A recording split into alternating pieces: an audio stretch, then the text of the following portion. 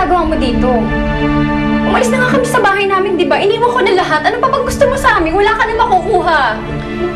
Hindi naman ako nagpunta rito para maningil eh. Gusto ko lang magtanong. Bakit hindi niyo sinabi sa akin ang tungkol kay Papa? Bakit hindi niyo sinabi sa akin na may sakit pala siya?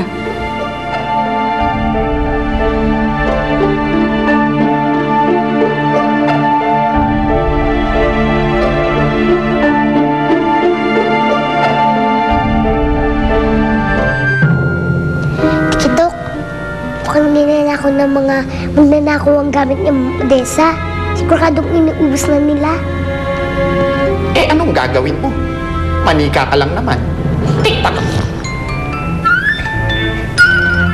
Akong bahala, Tikitok.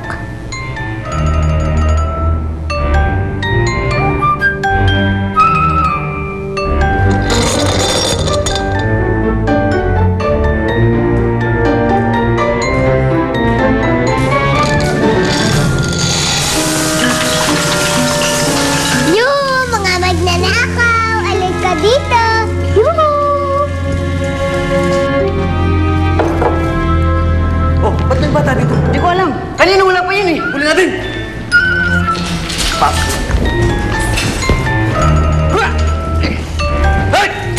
Aray! Lang yung bata ka! Hoy! Bata!